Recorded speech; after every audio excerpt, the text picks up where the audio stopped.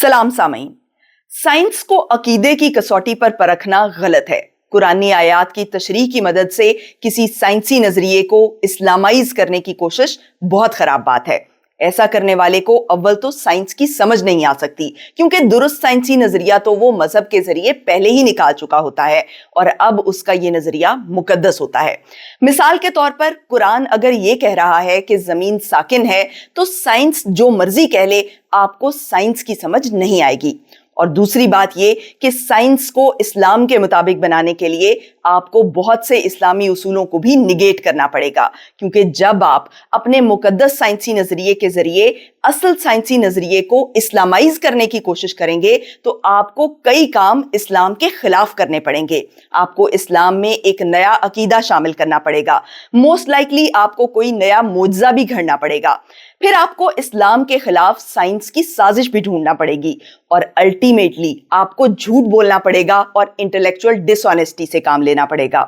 किसी भी साइंसी नजरिए को जब इस्लामाइज किया जाता है तो ये सब खुराफात इस प्रोसेस का लाजमी हिस्सा होती हैं। इस बात को आप एक मिसाल के जरिए समझ सकते हैं। कुछ अर्सा पहले मैंने एक वीडियो बनाई थी जिसका टाइटल था साइंस के आदम व हवा। इस वीडियो में माइटोकॉन्ड्रियल ईव और वाई क्रोमोसोमल एडम के कॉन्सेप्ट को डिस्कस किया गया था। इसके जवाब में कैसर अहमद राजा ने भी एक वीडियो बनाई जिसमें इस कॉन्सेप्ट को इस्लामाइज करने की कोशिश की गई। ये कॉन्सेप्ट बज़ाहिर बहुत आसान है। साइंसदानों ने ग्लोबल पॉपुलेशन के माइटोकॉन्ड्रियल डीएनए का डेटा इकट्ठा किया और उन्होंने नोट किया कि इस डीएनए की जितनी भी टाइप्स हैं वो एक दूसरे से रिलेटेड हैं, जिन्हें एक फाइलोजेनेटिक ट्री में जोड़ा जा सकता है। और इस शजरे नस्ब की तमाम शाखें बिलाखिर एक पॉइंट पर जाकर मिलती हैं।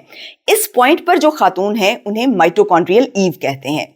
यही कॉन्सेप्ट वाई क्रोमोसोमल एडम का है कि इस वक्त जमीन पे मौजूद तमाम मर्दों के वाई क्रोमोसोम्स को एक इंसान तक ट्रेस बैक किया जा सकता है, जिसे वाई क्रोमोसोमल एडम कहते हैं। बाय डेफिनेशन ये मर्द और खातून आज जमीन पर बसने वाले तमाम इंसानों के मोस्ट रीसेंट कॉमन एंसेस्टर्स हैं। लेकिन इस सादा से कॉन्सेप्ट की कैसर अहमद राजा और उनके एक्सपर्ट को समझ नहीं आई और अपनी कज फहमी की बुनियाद पर उन्होंने इस्लाम में एक नया अकीदा शामिल कर दिया कि हजरत आदम और अम्मा हवा दरअसल वाई क्रोमोसोमल एडम और माइटोकॉन्ड्रियल ईव हैं। ये अकीदा हर लिहाज से गलत है, क्योंकि ये एक बेवकूफाना बात है। वो दो इंसान जो आज के माइटोकॉन्ड्रियल ईव और वाई क्रोमोसोमल एडम हैं, वो सिर्फ उन इंसानों के एंसेस्टर्स हैं कि जिनके डीएनए को उन तक ट्रेस बैक किया जा सकता है, और वो आज की ह्यूमन पॉपुलेशन है। यही वजह है कि अपनी वीडियो में मैंने बार बार स्पेसिफाई किया कि माइटोकॉन्ड्रियल ईव और वाई क्रोमोसोमल एडम आज जमीन पर बसने वाले सभी इंसानों के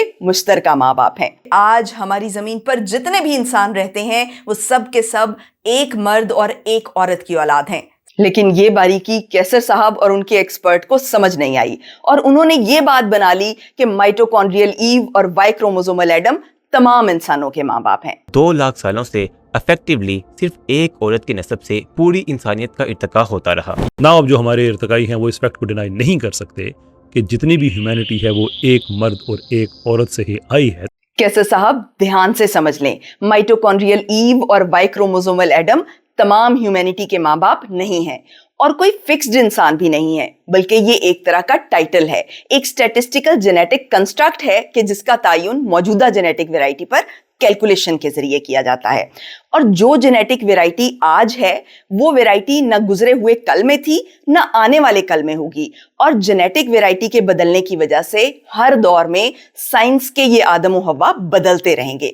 वो खातून जो हमारी माइटोकॉन्ड्रियल ईव है, जिसे आप अम्मा हवा कह रहे हैं, उस खातून की भी एक माइटोकॉन्ड्रियल ईव थी। हत्ता कि आज इस वक्त जमीन पर जो अरबों खवातीन मौजूद हैं उनमें से भी एक खातून फ्यूचर में माइटोकॉन्ड्रियल ईव होगी। यानी माइटोकॉन्ड्रियल ईव होने का एजाज मिस वर्ल्ड के टाइटल की तरह बदलता रहता है। जो हमारी माइटोकॉन्ड्रियल ईव हैं वो सिर्फ उन हैप्लोग्रुप्स की कॉमन मदर हैं जो आज एग्जिस्ट करते हैं।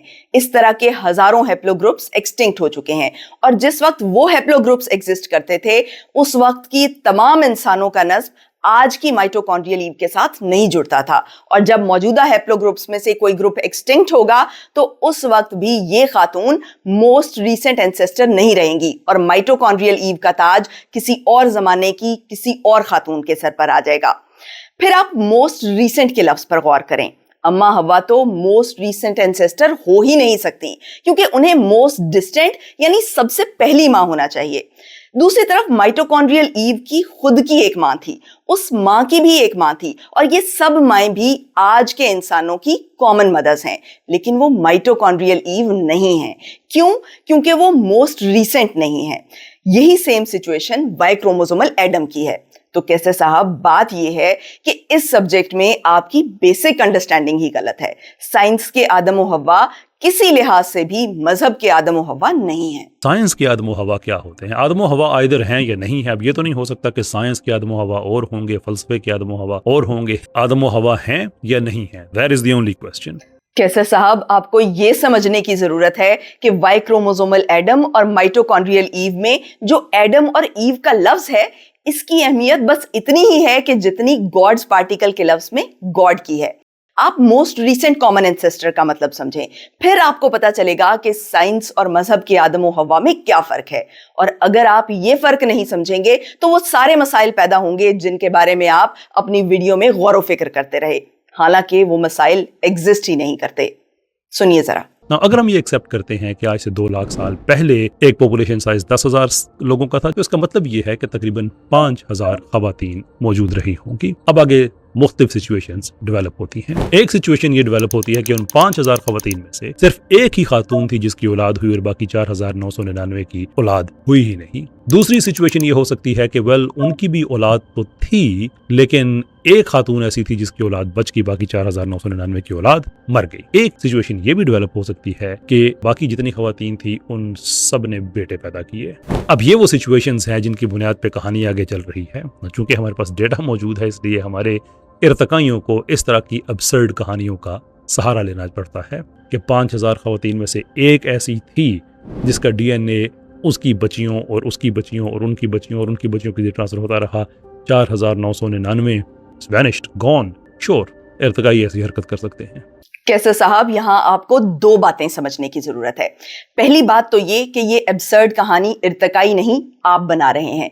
जो इर्तका को समझे उसे ये कहानी बनाने की जरूरत ही नहीं, लेकिन आपको इस एब्सर्ड कहानी बनाने की जरूरत पड़ रही है, क्योंकि आपको ये मुगालता हो गया है कि पिछले 2 लाख साल से आज तक जितने भी इंसान पैदा हुए वो इफेक्टिवली एक औरत के नस्ब से पैदा हुए। इस बुनियादी गलती की वजह से आपको ये सब सिचुएशन सोचना पड़ रही हैं। इसका सादा सा हल ये है कि आप 2 लाख साल का लफ्ज इस्तेमाल करना छोड़ दें। आपने ये नहीं कहना कि माइटोकॉन्ड्रियल ईव 2 लाख साल से आज तक के तमाम इंसानों की मां है। आपने बस ये कहना है कि माइटोकॉन्ड्रियल ईव आज के तमाम इंसानों की मां है।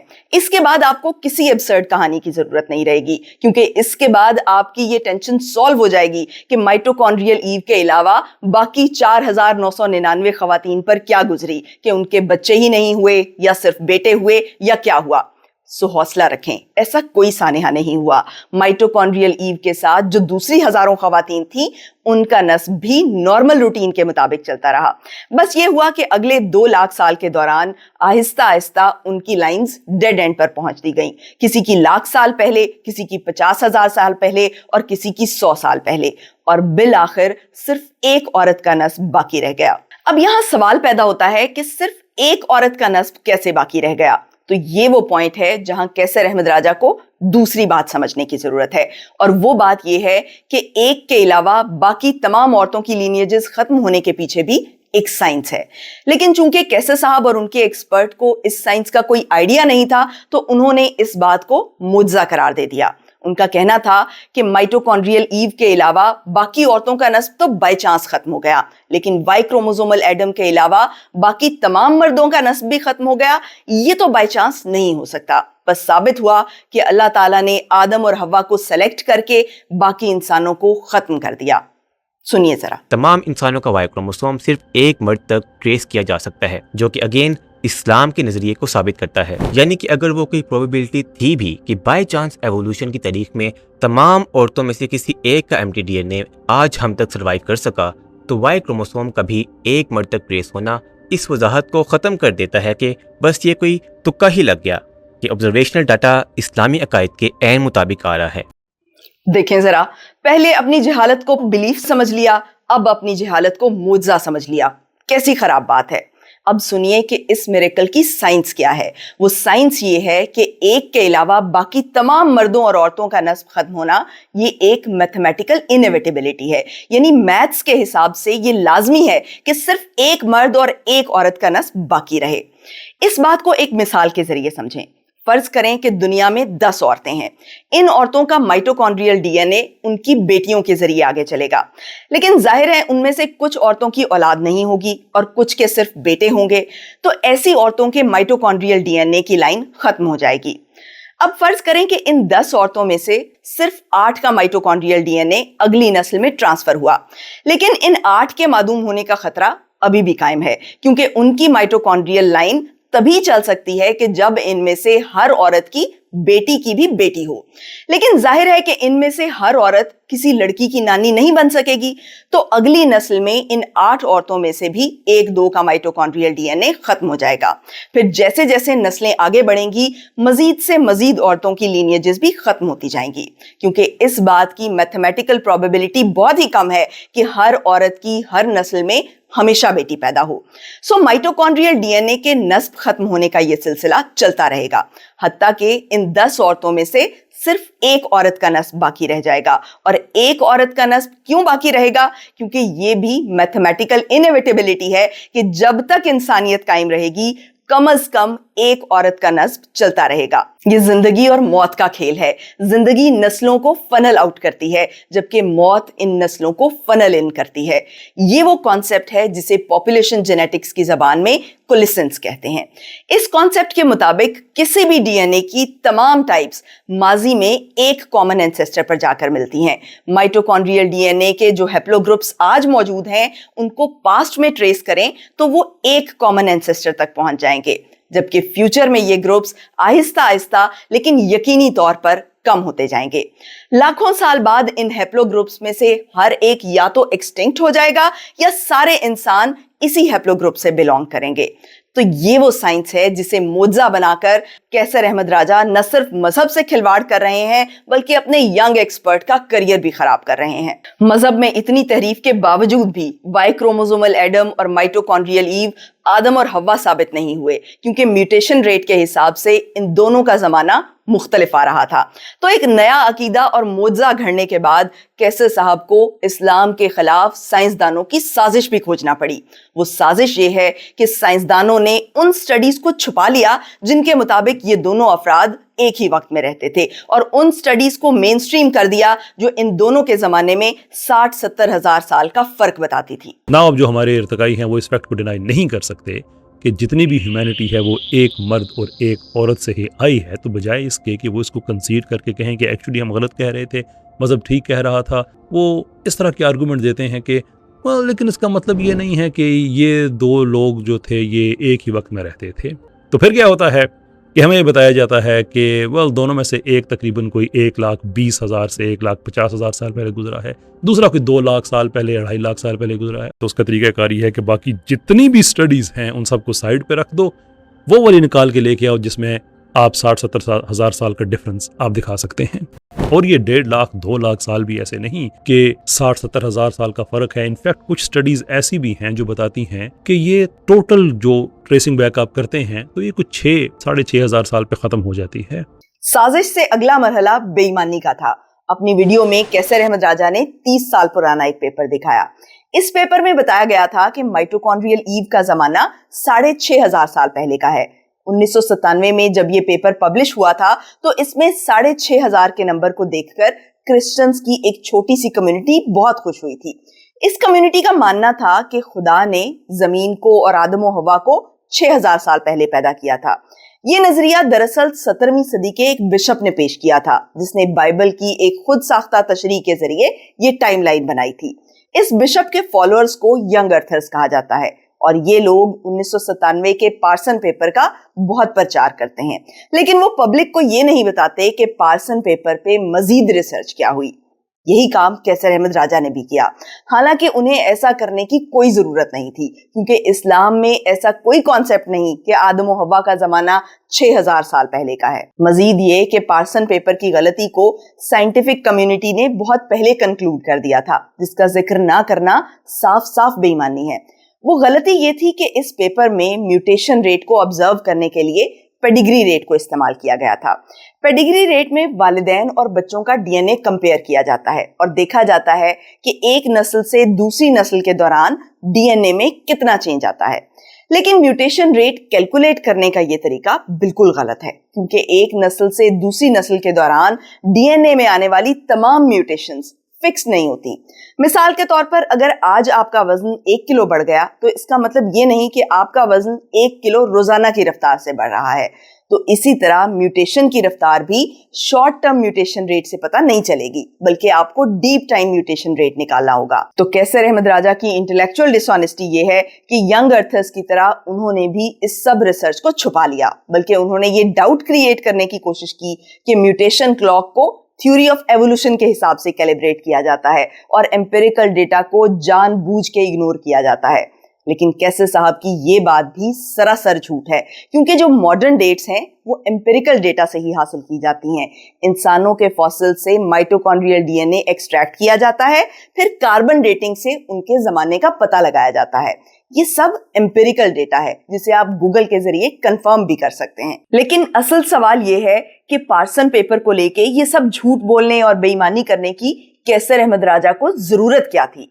इस्लाम तो ये बात कहता ही नहीं कि आदम और हवा का जमाना 6000 साल पहले का है। ये बात तो वो तबका करता है जिन्हें क्रिश्चियंस भी बेवकूफ कहते हैं, क्योंकि इंसानियत का आगाज 6000 साल पहले बताना बहुत बड़ी बेवकूफी है। 6000 साल पहले तो दुनिया में बड़े बड़े शहर आबाद हो रहे थे। बलूचिस्तान में मेहरगढ़ के आसार 9000 साल पुराने हैं। फलस्तीन का जेरिको शहर 12000 साल पहले आबाद हुआ। जो शख्स इन तारीखों का इनकार करता है वो सिर्फ एवोल्यूशन का ही इनकार नहीं करता, वो हिस्ट्री, फिजिक्स, आर्कियोलॉजी बल्कि करीबन तमाम साइंस का इनकार करता है। इंसानियत का आगाज 6000 साल पहले बताना एक इंतहा दर्जे की बेवकूफी है, और इस सब बेवकूफी को कैसर अहमद राजा इस्लाम के सर पर थोप रहे हैं और अपनी दानिस्त में इस्लाम का दिफा कर रहे हैं। इमाम गजाली ने ऐसे ही लोगों के लिए कहा था कि मजहब को ज्यादा नुकसान दुश्मनों के बजाय इस तरह के बेसलीका मददगारों की जानिब से पहुंचता है, जैसा कि मिसल मशहूर है कि नादान दोस्त से दाना दुश्मन बेहतर है। कैसर साहब की इग्नोरेंस का आलम मुलाहिजा कीजिए कि इस वीडियो में वो ये साबित करते रहे कि म्यूटेशन रेट उस रेट से बहुत तेज है कि जो साइंसदान बताते हैं, जबकि एवोल्यूशन के खिलाफ उनकी और वीडियोस भी हैं जिनमें वो ये साबित करते हैं कि म्यूटेशन रेट दरअसल उस रेट से बहुत कम है जो साइंसदान बताते हैं। कोई ऐसी म्यूटेशन होती है जो कि बेनिफिट कन्फर करती है तो उसको पॉपुलेशन लेवल पे जाने के लिए 4 मराहिल से गुजरना होता है। That is how it becomes fixed.